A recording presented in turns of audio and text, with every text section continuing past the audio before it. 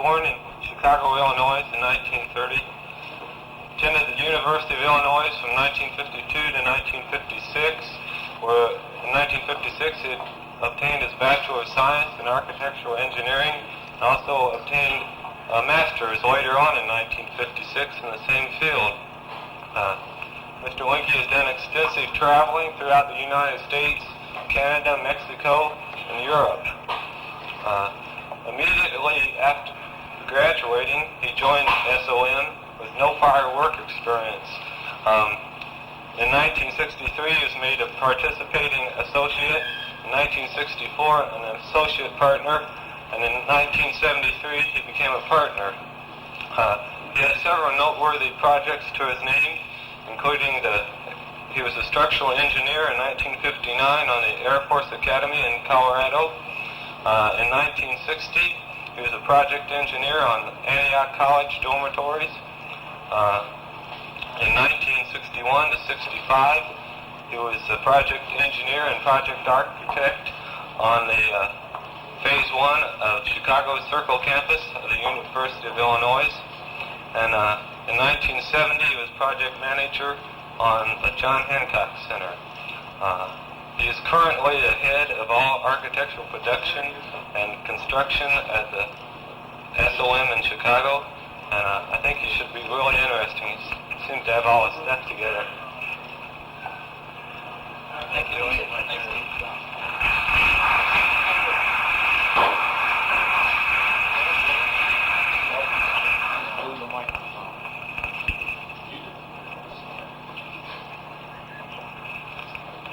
Just a second here while I get wired for sound. I'm impressed with the turnout tonight, seeing that we had Sparrow Avenue in the Monday night football games as competition. Thank you for attending. The items we'll be discussing tonight will be the SOM process of developing a project and the various documents and methods and tools that we use in the office to develop a project. Can we have the first slide? I'm sorry.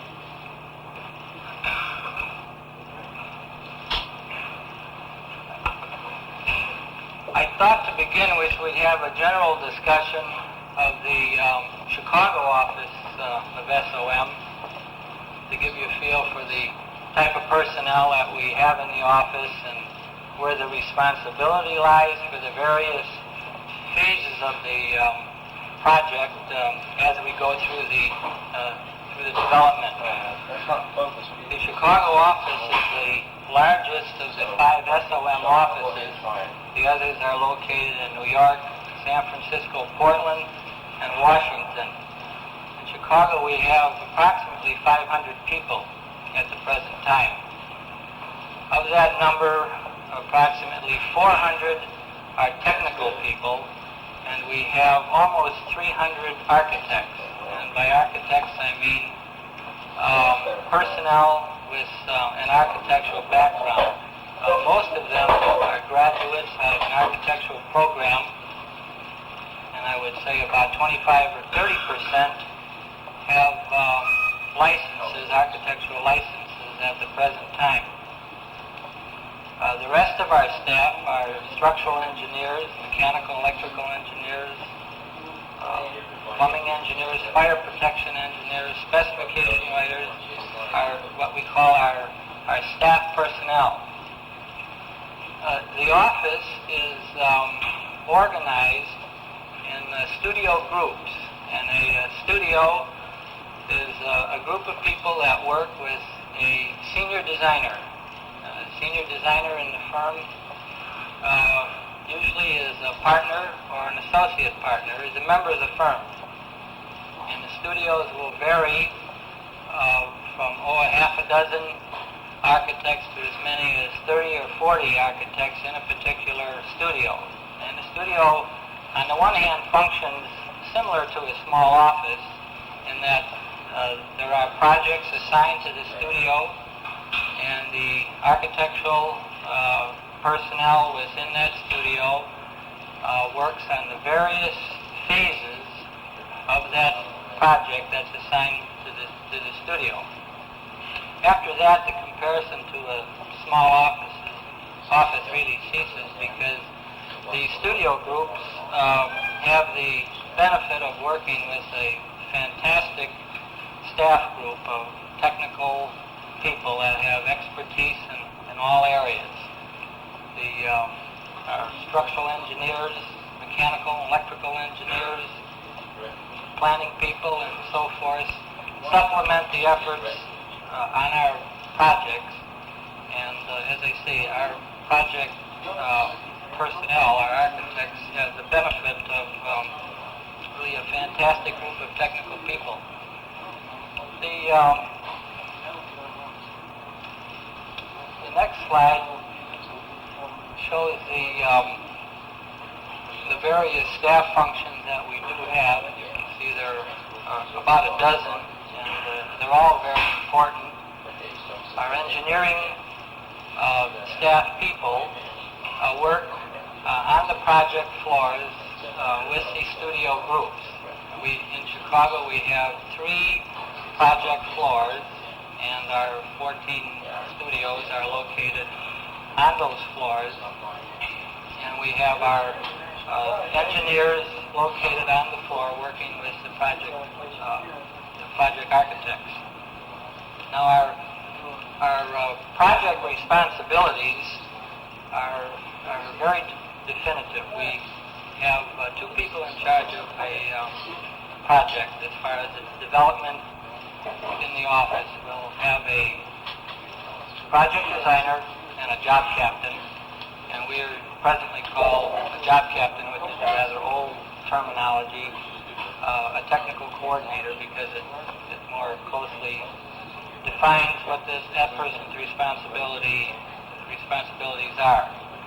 The project designer is responsible for the aesthetics of the project, and the technical coordinator or job captain is responsible for the technical aspects of the project, and does a major amount of coordination with the various engineers and other staff functions.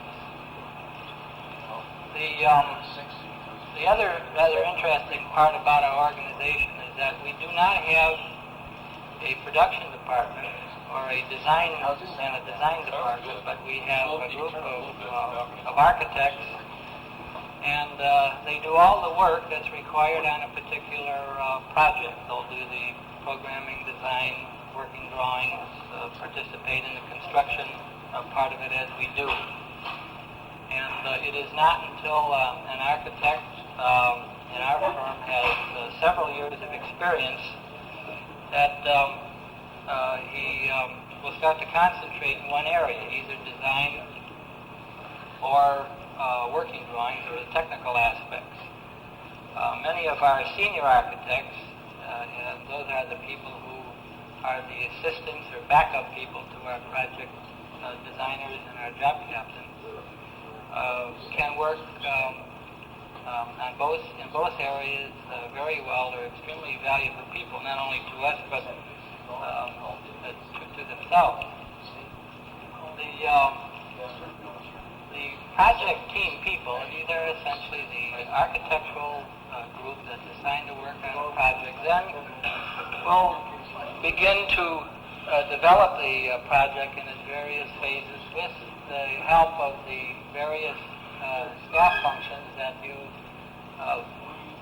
see up on the slide, and we will touch on these as we go through the project, but it'll give you some idea of when I say staff, I'm talking about those items that are our staff function. I'm talking about those items that are listed on the board at the present time, and when I talk about our project team, I'm talking about the architects that are assigned to a particular project.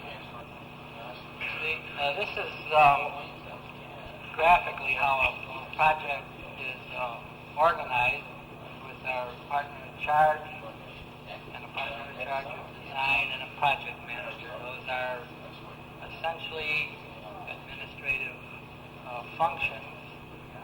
And the second circle of responsibility are senior project members, starting out with the project architect, job captain in this case, and then the responsibility for the mechanical and structural site planning. There is site planning on the project, and then the various areas of expertise that they will input into the project. The project architect, as it's indicated here, and we do that, use that indication because it's becoming more popular now, is the job captain or the technical coordinator. And his role is essentially all of this coordination to bring these various staff functions in on the project at the various during the various phases. This is an organization showing input and expertise that's drawn into a project from sources outside of the office. And we show the architect in his classical role and the owner in his, and then we've added two others showing the construction manager or contractor, who on many projects now joins the project team very early in what's known as a fast-track scope, negotiated or team approach or team project as we call it here. And he lends his construction expertise and construction cost control very early in the project. And we show another one here, building management function, which is very important, like on a building like the Sears Tower, which we now completing in Chicago. The maintenance and security and those aspects of that project are very, very important. Very important in the early phases, and it was a team of this nature that began the Sears project very early. One of the first tasks on any SOM project is the development of what we call a project network. And the best way I can describe this is that it resembles the CPM network, or critical path method network, that many contractors use during the construction phase of the project. And we utilize this technique to lay out the entire project during the office phase, before the office phases. We start out with a very preliminary task that we do, the assignment of personnel and seeking out of initial information on a particular project, and take that through the preliminary and final design phases. We try to list virtually every item or important item of work that is required on the project. We do it as a checklist. We do it to also show the weight that that particular item has in the time schedule, and its reference to how it relates to other parts of the project, and to make sure that we do certain items of work at a certain time. And continues along to the working drawing stage, which is more complicated, more coordination is required. We interconnect the various tasks which require coordination at a certain time, checking out the core carefully with instructions to deal before those drawings are put in a finalized form. And then we have important notes, which are usually owner review periods, and building department review periods, and so forth, which we call out and recommend them or require them to take place at a certain time. And then the network carries along into the time that we finish the contract document and have our final owner's review. And then the network eventually would pick up again with the type of network that a general contractor construction manager would do for the construction phase of the project. And in all of our projects, we require that the contractor or construction manager do something similar for the various important tasks. And as I said, the network that I have been showing you is what we call a standard SOM network. And it's for a standard type of project where we go through programming, preliminary design, working drawings, and then into construction. This is a rather brief graphic comparison of the other technique where we call phase one, which takes us through the preliminary design phase. I mean, you can handle that the same on both projects, both types of projects, the traditional type of bid project, and then what we'll call an accelerated project, a fast track, the scope and negotiate. The second line repeats the phase two on a standard schedule, where we continue along through the final design working drawings and construction, and then the lower graph shows how to accelerate the project. Starting from preliminary design in collaboration with the contractor or construction manager, you start working on various phases of the project in the with respect to the working drawings, and these are usually foundations, caissons, basements, structural steel, items that he's interested in purchasing early and starting getting the construction process started as early as possible.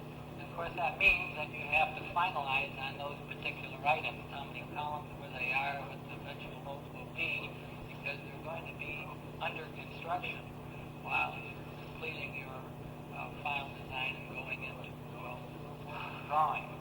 Now, the benefits of this are the important thing, and that is you can accelerate the project. Many projects have been accelerated at least 12 months, and that's very important in getting in an owner 12 months ahead of schedule, saving 12 months on construction financing, and that's essentially why it's done. And another very important benefit that I consider utilizing this construction management technique is getting that contractor and his construction consultation in on the project early, so you don't waste time on alternatives that are not good alternatives, and you get good sound cost control on the project from the very beginning, and don't find out in the final design that you can't afford a particular scheme or material.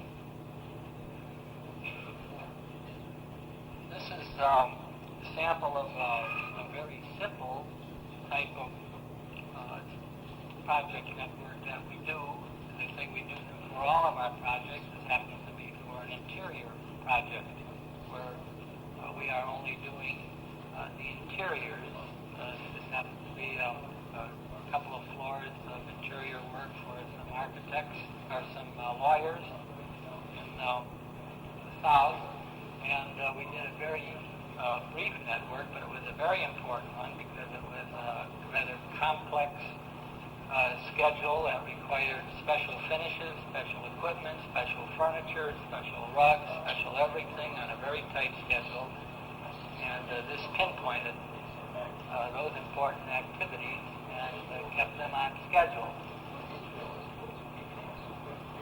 Another rather simple type of schedule, but it has some importance because we not only call out SOM activities on this particular schedule, but we also call out other outside parties activities which are key to making the schedule come off in time.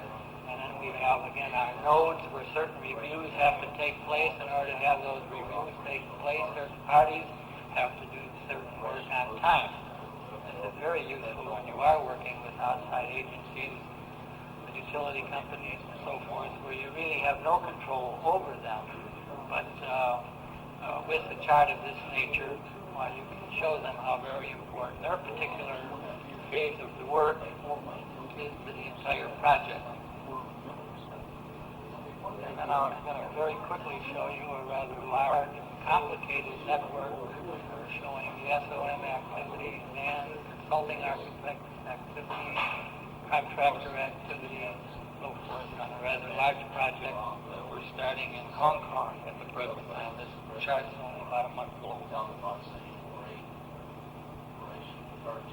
This chart also has time on it, not knowing exactly when the project would start. We think it will start the first of this next year. We call out time in months at the top. In other words, 2 months duration, 3 months duration, and so forth. Project's going along through working drawings with the various important nodes, the major reviews and approvals that are taking place, and then the activities that have to be accomplished at that time to the point of construction. It's a very useful tool. We try to have a network for an owner's review at the time of maybe our second meeting.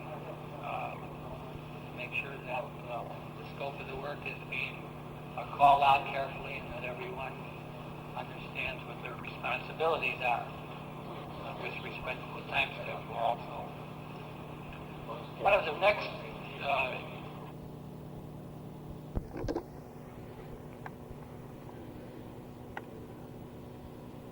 thousands of bits of information are recorded and organized and have to be on recall, while we have developed a computerized programming system.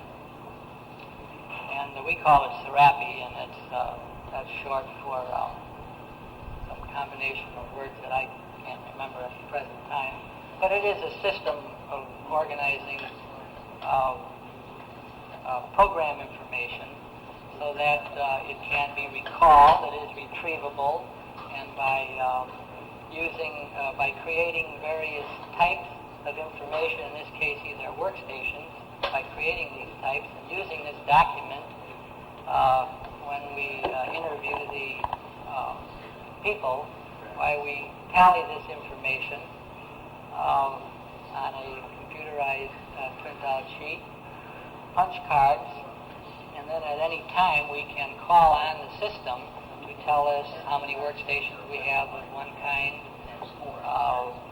how many electrical outlets we have on a floor, anything. And we can call on the system to give us anything as long as we have created a line item for that particular bit of information in our program and have identified it properly and have programmed the system to retrieve that information. So that's very important, as they say, on a very complex project. For instance, like a Sears project where the Sears people are moving in something like 5,000 people, and they all have to have a workstation, a chair, desk, a typewriter, a telephone, and they're all different. Different telephones, different typewriters, different chairs. So it's very important on something of that nature. We don't use it on the smaller projects because, frankly, it would be a waste of time. It's very beneficial on more complex projects. After the program is reviewed and approved or revised and approved by the owner, we proceed into our preliminary design phase. And our preliminary design documents are fairly schematic. They're brief, but they're to the point. And what they are trying to do in a graphic sense is to reproduce the program requirements that have been developed. And I've chosen a couple of floor plans of the store that we did for the Sears people. And this is the first floor plan, and essentially it's showing them how much area they have for cell and how much area they have for non-cell or their stock function, how much area is for escalator or elevator. Basis Unit 1, come in, Judy. How these areas relate to other areas like outside access or egress, or if it happens to be connected to a mall in this case. And the second floor plan, again, showing another function, the office function in this particular store, more stock space, again, cell area, and then showing what portion of the building is used for building services. The preliminary or schematic drawings will go through the various disciplines, and in this case we show a preliminary design for a structural system. However, it's basically all shown. Virtually all the members are shown, the sizes are called out, and we have tried to determine the special areas in the building, escalator framing, HVAC openings, and so forth. Mechanical drawing, again, is on the one hand schematic because it does not have special designs for special areas in the building, but does define the basic mechanical system. In this case, it's showing that it has perimeter major distribution and then runouts longitudinally with the column center lines down the center of the building, and essentially pretty well defines that mechanical system. And in the preliminary design drawings, we usually get into a few cross-sections through the building that define clearances, ceiling heights, floor-to-floor heights, and ceiling patterns, lighting schemes, more cross-sections showing the interrelationship between the structural, mechanical, electrical, in this case some fire protection is shown, and the ceiling system that we propose to use with that. That in general, along with some ideas on the exterior elevations, not getting too much involved in materials or colors at this time, but trying to define the character of the building, usually are sufficient to create preliminary design approval. Along with that preliminary set of drawings, we would usually do what we call an outline specification. It's very difficult to show something like this on the slides, but I do have some examples out in the hall. I saw some of you looking at them before the session started, and you're welcome to look at them later. But the outline specification, not really get into material specifications per se, but tries to describe the building, the size, the volume, the general character, and descriptions of the mechanical and structural systems, but is not a detailed specification. That usually gets us through our preliminary design phase.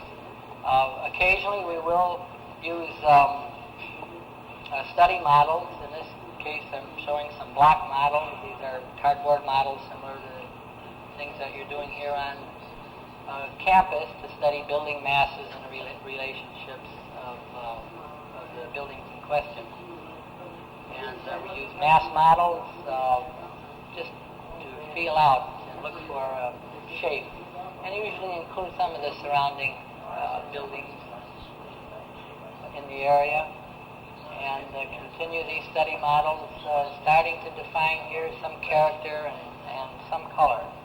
As I say, these are preliminary design models. These are usually for in-house purposes. They are done primarily by our project architects, although they may call upon our model shop staff to help them do something like that, plexiglass skylight, something of that nature. But essentially these are done on the drafting table. Site study models are also important, especially in either an urban environment, if you're working on a large project, or if you're doing a building on a campus, and you want to study the relationships of your building, its size, its mass, in conjunction with other items of traffic and utility and so forth. So the site models become very important, and they get quite extensive. This is one of the Chicago area plan, and it shows virtually every building in downtown Chicago, every street, and even what's proposed under the many schemes and plans downtown area at this time. Study models are also used by the project people to examine certain special areas in the building. In this case, it's a fountain in a plaza arcade area. Window wall model. This is a very small-scale model, but sometimes we develop larger models. And on many buildings, we will have a mock-up, full-scale mock-up built of approximately this area of the building with the materials that are to be utilized on the building, especially if we're using new and different materials or a combination of new and different materials, and we feel that the contractor would benefit by practicing before he actually starts construction.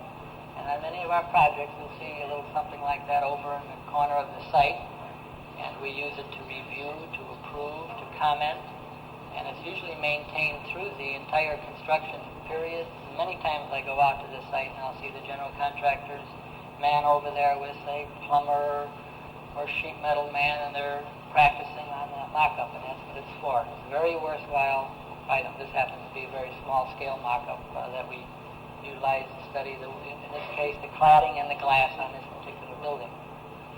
And again, other models of other special features, especially when you're working with a free form of this nature and to study some of the detail. These are small-scale models, sit on top of the drafting table. And then structural details, structural connections and so forth, where they're going to be exposed in the finished building. And then also models of interior finishes, furnishings, ceiling systems, and so forth. Very helpful. We work with special models for special problems. This one here is the model of the John Hancock Center, which was placed in a wind tunnel. This is John Hancock in Chicago. And in this case, this model, which was actually built out of aluminum, was connected to over 100 pressure-sensitive sensors, which were connected to a computerized system which constantly recorded the pressure at that particular point. And what we did was we rotated this model in this wind tunnel. This wind tunnel here happens to be in Hartford, Connecticut, in an airplane manufacturer's plant. And we utilize his facilities. And as I say, we rotate this model. It has all the adjacent buildings, which were adjacent at that time, and we study the wind pressure effects on the building at different angles and at different pressures. Very, very important in a building of this nature that's large and has an unusual shape. And we use that information not only to design the structural steel, but also to design the exterior window wall. And we found out that there was a tremendous updraft on the exterior of the building starting at about the third point. In general, it created a suction on the glass, and in general, that suction was 15% greater than the prevailing wind. Very interesting study. And of course, as I say, we utilize that information on that building. Incidentally, that building, although there has been a lot of conversation about it and so forth, has had very little, if any, glass loss due to wind. Most of the glass breakage in the building has occurred from fires and so forth. As you might know, about a half a dozen times somebody has tried to burn it down. Glass is damaged usually when they fight the fire in the upper areas, and then the glass and refuse tumbles down the building and damages the glass. And that damaged glass then is, of course, very weak and will not sustain the normal wind loads. And usually that's how you get your glass loss in the building. If it happens, it will happen after a fire or something that will damage the glass in the building. This is the model that we used on the Sears Tower. I call it a scientific model. It's a special model where we had this built and subjected to laboratory test to test the effect of the building, its structure, and its exterior finishes on television reception. And it was very informative because it indicated that the building actually had very little effect on television reception, or actually on transmission, which affects the reception. And then another Sears model, this was again the wind tunnel model, which was subjected to a wind tunnel test. And some very interesting bits of information came out of this test. It indicated very high pressures of wind into niches where the various tubes drop off on the scheme. And of course, that generated special investigation and design for those areas. And this information was used on both the structure and the window wall. And we get into our final design models. These models are usually done in our model shop. We have a very small group, about a half a dozen people who are expert with materials and with tools, and they are our model shop staff. And when we do a final model, why we assign people from architects from the project team to work with the model staff people to input the proper design information and so forth, and we generate a model like this final design model. Another one on a smaller building. This is a bank building in Madison, and first the Wisconsin building in Milwaukee, and the building for a bank in Wichita. And of course, it's these models we utilize to receive our final design approval from the owner. They're very expensive, run between $5,000 and $10,000 to build a model of this nature. They're very useful because they do accomplish milestone approval on the project, and the owner usually uses something of this nature on display in his lobbies or presentation to board of directors, so they're very useful. We then leap into what many people call the production phase. In our office, it's just another phase. It's not production. We are not organized on a departmental basis, design and production. All of our architects work on all phases of our projects. This is a typical architectural working drawing plan. This happens to be a typical office building, so therefore you don't see any interior partitioning, but only the building perimeter, the core showing the elevatoring, service facilities, and usually some blown-up details of the core and a schedule down in the right-hand corner. Room finish schedule. In this case, the room finishes apply only to the core area, because in an office building you normally do not develop that donut shape outside the core in what we call the base building phase of the project. And we'll touch on that later when we get into the interior documents. But this is, again, typical architectural working drawing sheet, showing the column lines and the dimensions. And this sheet, before we start adding too much architectural information, becomes what we call an overlay sheet for the engineers. We don't have the engineers draw their own plans. We draw their plans. We get all the doors and windows and the basic vertical elements located and fixed in this preliminary phase or during the initial working drawing stage, and then everybody uses that same base drawing to locate and indicate this particular information. This is the structural drawing, and of course the structural people are working out in that donut area that I was describing, because in the base building all the structural work goes in, but that structural work is related to the various architectural elements which were shown on the initial sheet. And then into the mechanical trades, again using the same overlay sheet, and their ductwork usually goes in the ceiling areas. It's kind of a base system which is modified for particular tenant improvements. And then the mechanical and the electrical system, the lighting, the power, telephone outlets, and with some appropriate details. Again, all working off of that same base sheet that's provided by the architects. It's also the responsibility of the architects to go back and make modifications on all these sheets if a door swing is changed, which might affect a light fixture or a light switch. That's the responsibility of the architectural group. And then some elevations showing the exterior window wall, and then some details of that exterior window wall. Calling out the materials, dimensioning in quite a bit of detail the location, the thickness of the various elements.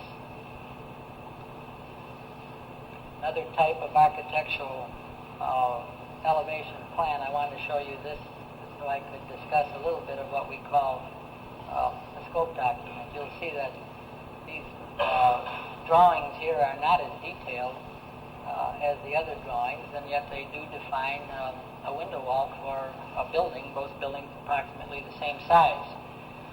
One of the advantages to the accelerated technique, team approach, the fast track system, whatever you want to call it, is this construction consultation that you benefit from with respect to bringing the contractors, the construction management people onto the project early. You usually do not have to be as detailed in your drawings and your specifications when the construction manager is part of the team. Your information can be more schematic because you will actually define the thickness of the materials and the actual materials you are going to use through a process of reviews with that construction manager and his chosen subcontractor. So the information can be a little more skimpy. During the working drawing phase, we monitor a project quite closely with respect to cost. Now, we do that on a project where we don't have a construction manager, and we are providing the cost information. These are cost estimates, construction cost estimates to the owner.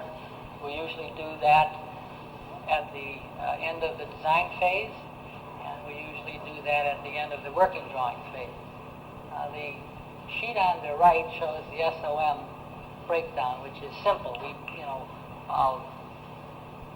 group most of the architectural items together. We are not interested necessarily in subcontracts, and break out certain significant items like the window wall or elevators or escalators, certain items which we are particularly interested in, and then we have the other either site work or plumbing, fire protection, heating, ventilating, air conditioning. Those are the significant items that we report on to the owner.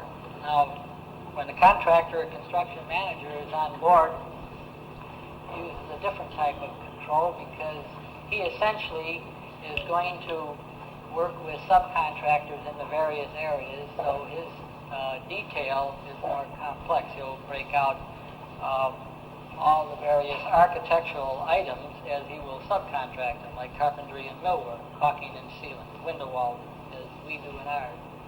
But maybe foundation concrete as opposed to superstructure concrete. And he will maintain cost control on a project by that technique and report at it at the time of preliminary design and not at the end of the working drawings, because it doesn't work out that way on a scope project. But what he does is we issue, say, foundations or structural steel to him, why he will verify the cost of that particular item before he subcontracts for it and compares that to his initial budget figure, and if it's right on, why he'll continue. If it's under, why he's gained a little bit on the game. Not necessarily does he get to keep that, but he just puts it aside for other problem areas. And if there's an overage at that point, then he must receive approval from the owner, and usually the architect, to proceed on that item over cost. Or else you sit down at that time and bring that particular item within cost and then proceed with the work. One of our staff functions, a very important one, is our. I have a sample of this, one of our specification books out in the hall. And we have developed several hundred specification sections for virtually every piece of equipment, material, a system that will eventually go into a building. And the specification group do the basic research on most of these materials and systems, and they prepare and maintain and update the specification information. And that information is available to the project teams, and essentially it's the job captain's responsibility to sit down with a specification man and go through our master specification and select those items that are appropriate for this project, and then after they do that, to edit those particular sections for that project, and then we rerun that particular section and customize it for a project.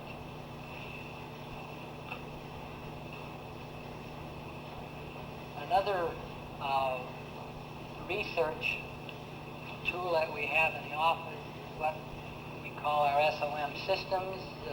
Many people call something like this typical details, but they're really more than that because they are a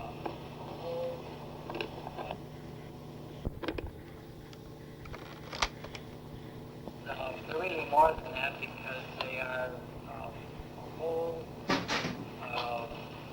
group of information, including details and specifications for particular items in the building, and we have listed some of the important ones here. And then again, this information is available to the project teams.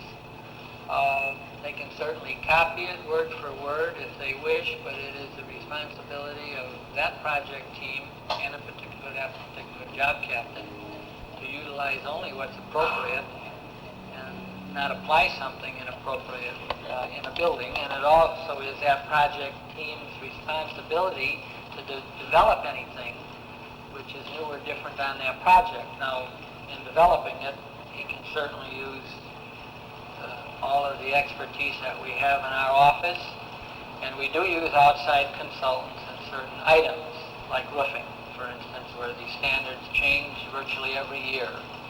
Window walls, we use consultants on them from time to time. And caulking and sealants is another good one. There are thousands and thousands of products of that nature on the market. Some are good for expansion, and some are good for contraction, and some of them have tough durometers, some are very soft, and some are good for plazas, and others are only good where you can't see them, and you really need an expert around. And we do, in our office, we do have very good specification expertise in the caulking and sealant, so we don't use that type of consultants, but they are available. Elevators is another area of consultation that we do use outside of the office. There are engineers who are elevator consultants, but we believe the best elevator consultants are the elevator manufacturers, and that's who we usually use. This is a layout for an interior of a building. As you see now, we've developed that donut-shaped area that was not developed in the working drawings, and we're now laying out partitions and workstations and so forth. And this is very typical of an interior type of working drawing, which shows each and every item in its place, and you can actually make a count from a drawing of this nature. These drawings were developed by studies of different workstations, again similar to the programming type of information that you saw, but these are a little more detailed now. You're talking to a particular individual about the type of chair he will have or the color of his carpeting and so forth. So these are the initial studies of the various either workstations or rooms on a floor. And then some preliminary design drawings of different workstations, showing the character of the material and so forth. And then some systems. This is a system of equipment. We're showing here file cabinets and bookshelves and so forth, which chairs and other equipment which will fit into a workstation. We use small-scale models of this nature to study these layouts, usually to review them with the clients. They're very helpful. And then full-scale mock-ups, or models or mock-ups in this case, where we are being very definitive now with respect to the carpeting material, its color, the finish of the wood and its color, and the chairs and other equipment, accessories on the desk are all part of the total package on a typical interior project. And then a kind of a final design interior model, again on this particular floor, working again with that donut area, as you recall, showing everything quite specifically. And something like this is usually utilized in receiving final design approval on an interior type of project. Working drawings for interiors, all the various chairs on this one particular project. This was a very large project. Some projects you might only have a half a dozen items of this nature. Our interiors group, which is one of the staff groups in our office, but it functions quite a bit like a studio group actually, does two types of work. It does the interiors on virtually all of our projects. We usually do the base building work and all of the interiors.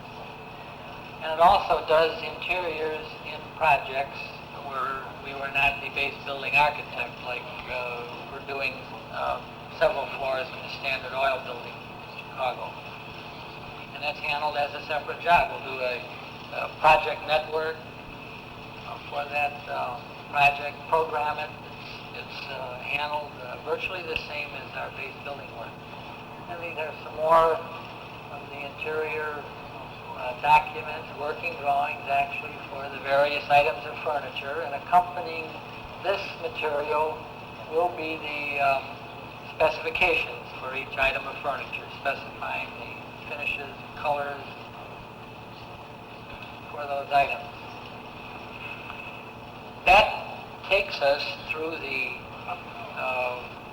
various phases of a project in the SOM office, and this is not the easiest thing to do with slides because you can't read all the information that you're interested in, and that's why I did bring samples of virtually everything that I've shown you with the slides, and they are outside, and I've tried to mark them so you would know what was a bid document, what's a programming document, what's a scope document, preliminary design, because these are all significant phases, and we go through each and every one of them on every project in the office. I thought we would finish up this session by talking about another way of doing a building, and it's called a systems approach. And there are advantages which are called out there, pre-designed, pre-engineered.